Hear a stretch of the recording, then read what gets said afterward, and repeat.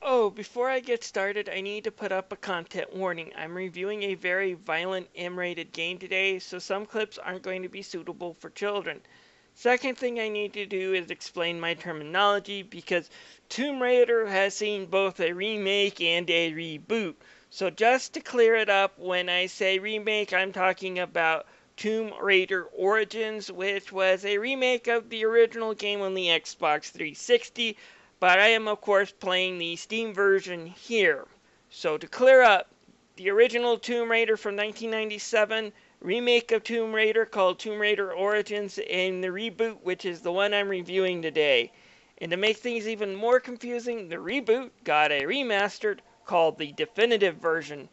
Just know when I say the original version on this, I'm talking about the PC version of the reboot and not the 1997 original.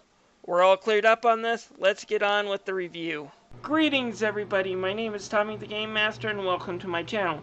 Today I'm going to be checking out both versions of the Tomb Raider. Why am I doing this? Well, it's a long story, but basically I played through the definitive version first because I had it on Xbox Live as a free game, and when your Xbox Live Gold runs out, which I let mine expire a few months ago because I can't really afford it right now, all those free games you get go bye-bye as well, at least until you re-up your subscription, which is not something I'm planning on doing for a while. So I decided I would buy the Steam version, which was $5, just in case I couldn't get through that game in time.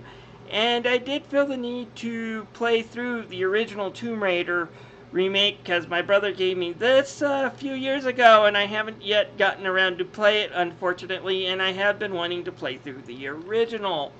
Anyways, well, I did manage to finish the definitive version barely before my gold account expired, but I forgot to actually write a review for this game.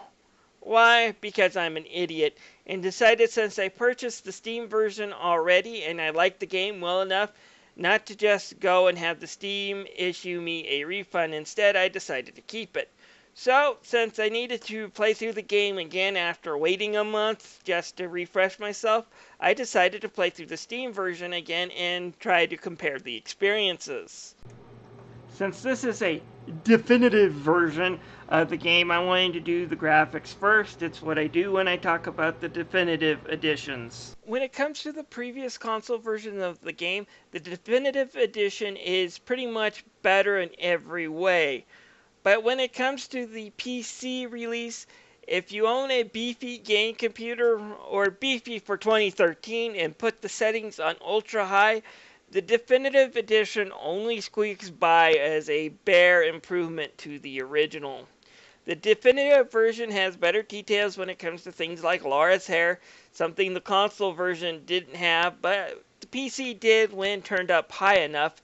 But it also has more lush colors and a lot better detail when it comes to the characters and the way they move and walk around. The character designs are much better in the definitive version, with the exception of Laura's, which seems a little off. That said, I did notice and have noticed on other comparison videos that the PC version usually comes off with better effects and sometimes too much color saturations like you see in the definitive edition can be a problem. Sometimes Laura appears to be related to an Oompa Loompa with her odd skin color. Would I recommend the definitive edition? Well, it depends on the two console releases and can you get it at a good value. If you can, then yes. However, if you own the PC version, you might want to skip the definitive version. While there are some small improvements, it's not enough for me to go and say get another version of the same game. Not until it's on sale for $5 or less. Overall, though, even the original version still impresses me, though, even if it is last generation's graphics. In both versions of the game, the graphics do a good job of building the world, as you see lush greens of the forest and just see wreckages of both old and new ships, just showing you how long this place that Laura is stuck in has been a proverbial black hole for people. The character models for the time were top notch, and I love Laura's redesign in the original. In fact, more than I do in the definitive version. She's a little off on it. Now, I haven't played through many Tomb Raider games, although I have the first one and its remake on my PC thanks to Steam sales, and her original design is, yeah, a cartoon meant to capture the eyes of young boys. Sorry, boys, a woman with a frame that small and breasts that big ain't going to be raiding any tombs. She's going to be exploring a phone book for a doctor that can give her a breast reduction. This Laura, however, although technically younger in age and design, is actually a bit more mature looking and can go with a more mature storytelling experience, and she does. Which also brings us to the story portion of this review.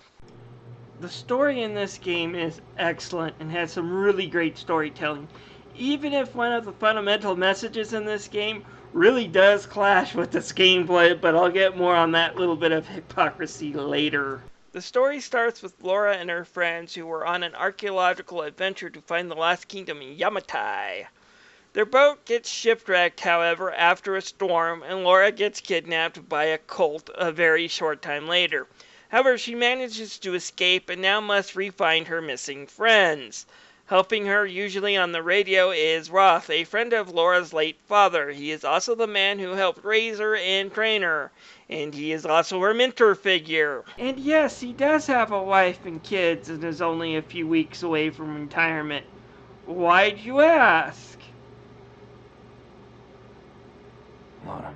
I called them here, Roth. Hey, we'll find another way. Anyways, while exploring the islands, trying to bring her friends together and find a way out, Laura discovers she has indeed discovered Yamatai. Only one problem, it's remained lost all of these years because no one can leave the island after they landed on it. The moment anyone tries, storms appear and either knock them back or drown them. Throw in an evil cult of people called the Solari, who worship the Sun Queen, Yamatai's late ruler, who they believe is the cause of them getting stuck here, and believe the only way to ever get off the island is to capture new arrivals and either force them to join or make them human sacrifices. Even worse is that they seem to be fixated on making Laura's friend Sam their latest sacrifice, believing with her sacrifice everyone can finally leave the island after the Sun Queen is satisfied. So Laura also has to worry about either saving Sam or protecting her whenever she can. Overall, I found the narrative really good, with Laura as a character quite compelling. Starting off strong but naive and very nervous and hesitant to anything, and turning into a hardened warrior by the end of the game. There's only one problem keeping in with the hero ethics that the narrative have. Laura doesn't like to kill, and in the story it shows guilt oftentimes for having to kill a cult member who, like her, are just trying to survive in this hellhole of an island, which conflicts with the gameplay because you get bonus points for headshots and brutal execution style finishes. And I should also note, screwing up in some of the quick time events or some of the scripted platforming areas can lead to some really brutal deaths. I think she's going to need more than an aspirin for that headache. Even though the story and the gameplay with its heavily scripted in linear ways, I enjoyed it. It sure is different than games we get today, but I can't quite figure out what's missing. At any rate, having no experience with the original Tomb Raider series, it's hard for me to really judge this reboot against the original when it comes to the story and its main heroine. That said, I have seen the fan reaction to this on YouTube and other social media sites, and can say it's usually mostly positive. While Tomb Raider fans still rejoice when the original version of Lara Croft pops up in some sort of smaller cameo or in some smaller game, they really do enjoy this new version of Laura as well, and usually enjoy her new outings and look forward to new outings with her. This is a sign of a great reboot when you can still attract those older fans and they still appreciate the newer version as well. It's unfortunate that I can't say the same thing about Castlevania or the Devil May Cry remakes that happened around the same time this game came out. The gameplay is done from a third-person action game that, like another game I reviewed a few weeks ago, breaks its gameplay up into three types. You got your parkour platforming, you got your action sequences, and you even have to do a few puzzles. Unlike Castlevania Lords of Shadow, though, Tomb Raider is a fast-paced experience. You're never stuck on one area too long. The game is constantly moving you forward and giving you new things to do, and timing things right to where nothing seems to be a problem regardless of the obstacles. The platforming itself is easy to do, and for the most part it's basic platforming and climbing. The only challenges are an occasional struggle to get up a wall or figuring out how to use your pickaxe at the right time to climb on things.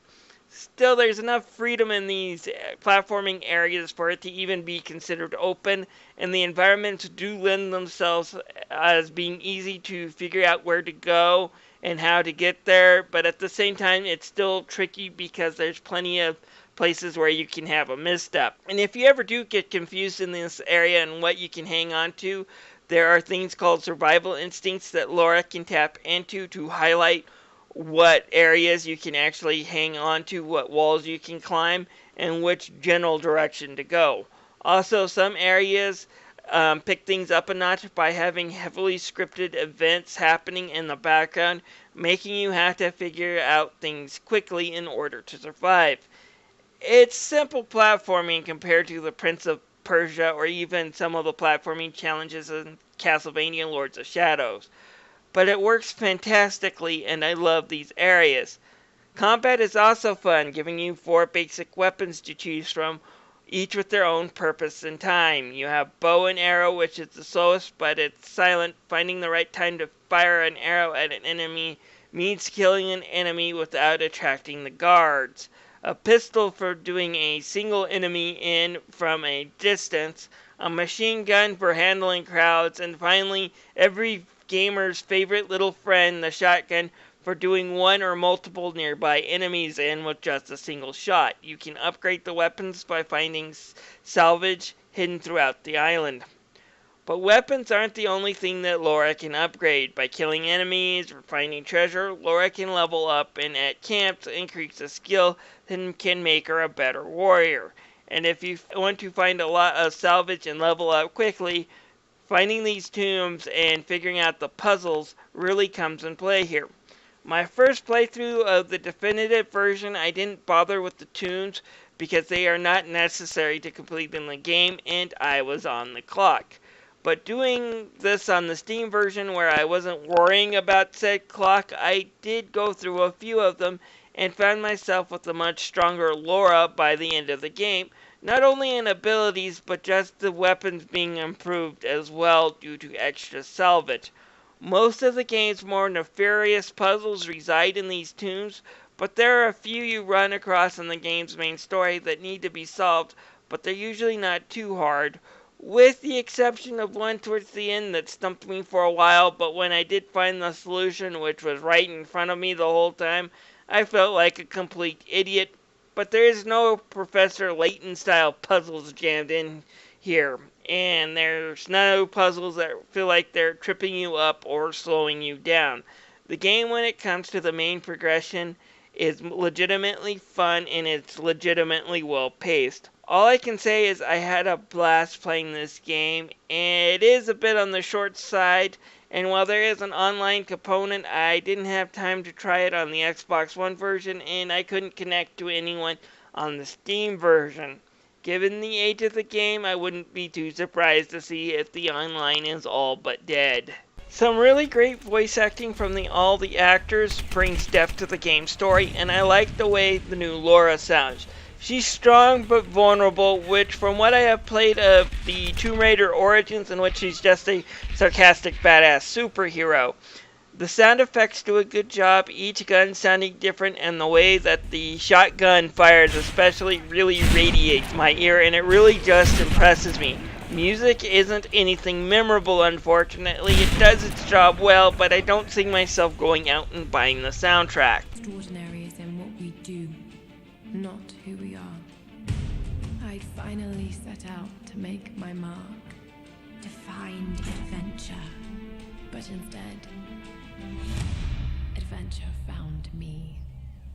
Alright folks, I do believe the definitive version as of this recording still goes for a base price $30 digitally.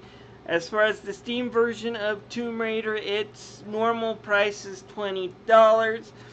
The game's a little bit on the short side, and given its age, I don't know if I would necessarily pay either of those amounts. However, I can tell you the Steam version goes on sale quite often, and when it does, we're talking $4, $5, or $6 is its sales price. So this game is definitely one to put on your Steam wish list and wait for an email saying it's on sale and grabbing it. Then it's a really fun game and it's really worth playing. It's like I said, a bit on the linear side, but it's fun as heck and worth trying. I can't wait to try the sequel. I'll see you guys later.